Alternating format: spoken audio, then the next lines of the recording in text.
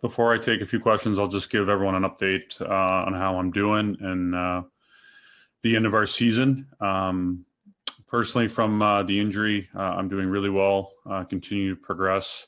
I feel very fortunate considering what I went through, the traumatic nature of the injury. I haven't seen it myself. I've only seen a few images of what happened. I have a good sense talking to people closest to me, my teammates, people in the organization of what happened. But really happy and thankful to be where I'm at today and make the progress that I have to this point. I'll continue to get back to 100% health and get myself ready to play and compete as soon as possible. So very fortunate for that. And again, thank you to everybody that across the hockey community, Leafs Nation, and so many people that reached out wishing me a speedy recovery and well wishes. So thank you again for that. And turning to the end of our season, obviously it was tough not to be a part of it and to compete with the guys. I think the way Sheldon described after Game 7 being devastated, I think it hit it pretty perfectly for our group. It's really hard to put into context the disappointment, just the devastation of what this loss brings to the group and the challenges we have ahead of us. And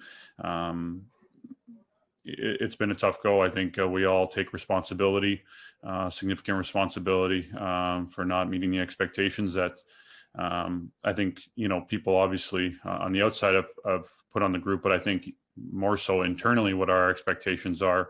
And with the type of season that we were having and the type of group and the way the group came together heading into the playoffs, obviously we had strong belief in wanting to accomplish something very special and getting over the hurdles and challenges that we have faced, not just this season, but over previous seasons. We feel like we've let our fan base down. But in saying that, I know how motivated, how determined, how much each and every person cares, and how bad we want to have success, and we won't stop and trying to get better and finding our way through this and getting to where we want to get to. So, pick ourselves up here over the next few days, weeks, and months, and do everything we need to do to get better and prepare and find our way. Thanks, John. We'll now begin with questions. We'll go to Lance Hornby, Toronto Sun. Go ahead, Lance.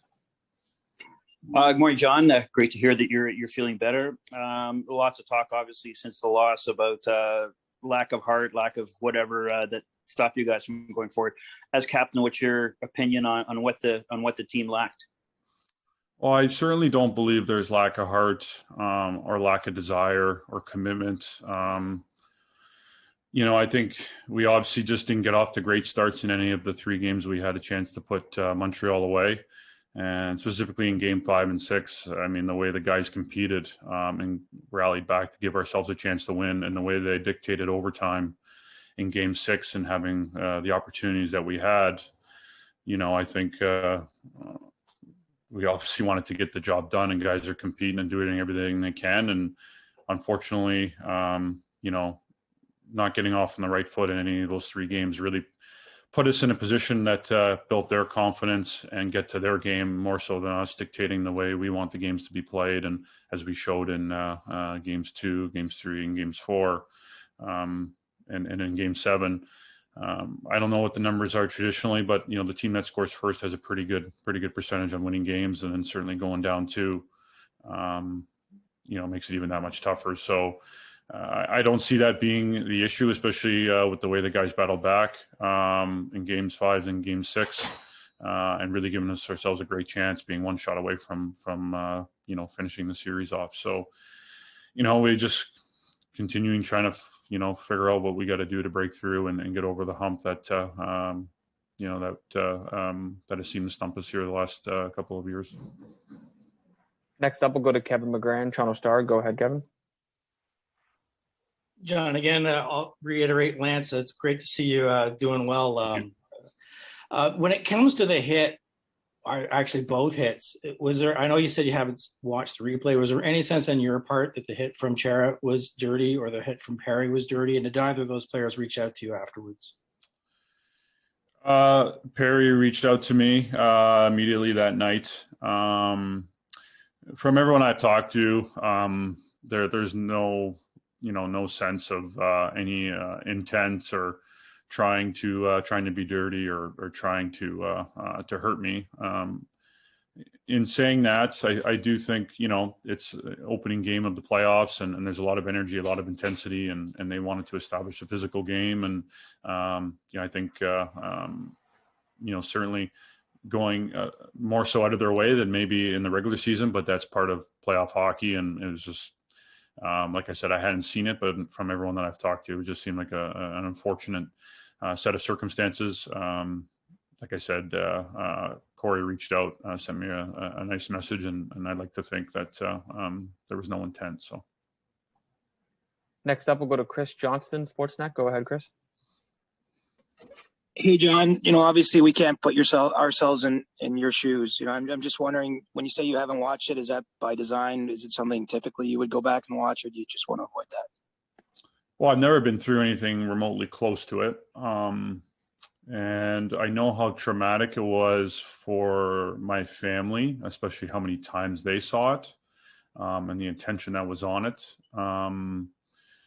So when I was talking to them at the hospital that night, even the next day, and even talking to a bunch of my teammates and people in the organization over the following days, just even the looks on their faces, even just talking about it, made me realize that it was pretty significant. And maybe I will watch it. I'm not sure. I just don't think I've really tried to focus on that. I've just tried to get better and obviously be with the group as we were competing in the playoffs, and just make sure that, like I said, getting better and spending time with my family. And there's not too many people. I don't think there's been anyone that's recommended that I take a look at it. So I'm not really sure. I think it'll be continued part of my recovery process, not just my physical health and how I feel, but even just a psychological standpoint, going through something like that, and the challenges that brings, and something that I'll work at and know that will be an important part of my recovery.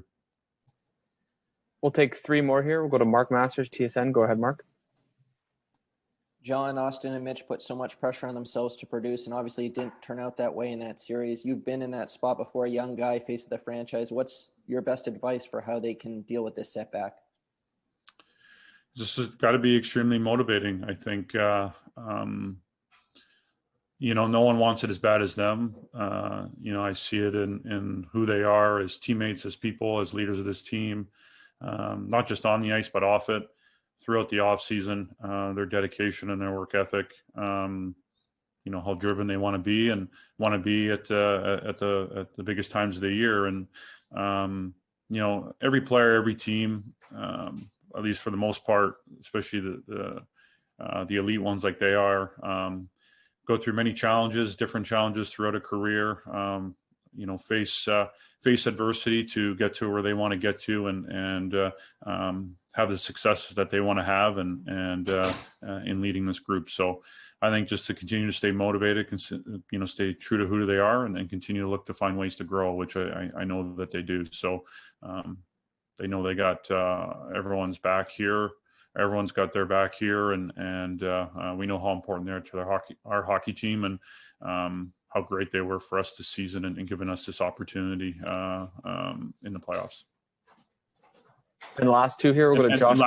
Last other thing is I think the way they play without the puck, it takes, obviously they want to be there to produce and make the biggest difference at the biggest times, but their impact on the game in all areas is tremendous. And I know, saying as being a young player and going through that, I know I didn't have that to my game to the level that they do, and that takes a lot of responsibility, not just offensively, but in all areas, in the way they lead the way. So I think that's a big credit to the way their game has come, and the standard they set for us. And last two here, we'll go to Josh Clipperton, Canadian Press. Go ahead, Josh. Hey, John, just a little bit bigger picture question. Playing in a pandemic, how hard draining was this season emotionally, mentally, because of COVID, the isolation at home, on the road, daily testing, pivoting with the schedule? Like, how much of a drain, not for just for you guys, but all the teams in Canada? Yeah, well, I can't speak for all the teams in Canada, but I can just speak. I think first from our team, just the way the guys stayed committed, everyone's families, their support, their support systems or people, and just how significant that was, especially through the ups and downs of the way the pandemic has gone in Canada and for us in Ontario and in Toronto. And for me personally, it wasn't easy, especially having a young family, a young son that's getting a lot more active and wanting to see his development grow socially and knowing how careful we had to be. And for me, being from here, having to disconnect quite a bit from family. And I know a lot of people have had to do that throughout the province and the country. So, I completely understand, but that's just another thing that was on the plate that was always a challenge. Is we wanted to do everything we could to give us the best possible chance for success, and we knew staying healthy was a big part of that and taking care of one another. So, it wasn't easy. It was a new element that you left the rink. There wasn't that full disconnection in terms of just being able to forget about everything that you had to deal with, but whether it was testing or decisions you were making and what you're doing on a daily basis, and how you were doing things and limiting your interactions, and the extension of that going on to the families, and then being alone when you're on the road and not being able to come to games and really be a part of it as well. It takes a toll. And last one here, we'll go to Jonas Siegel with The Athletic. Go ahead, Jonas. Hey, John, you mentioned having not watched the night of. How much of it do you actually remember? I don't remember the hits. I remember the whole day, my first couple of shifts. And then I remember faintly, parts of it as I was kind of on the ice and getting put on the stretcher and getting onto the ambulance. And then kind of when I was getting onto the ambulance is when I really started to kind of, get the grasp or get a better understanding of what was going on. But yeah, it's very vague in terms of what was happening on the ice, even as I was going on the stretcher. Thanks, John.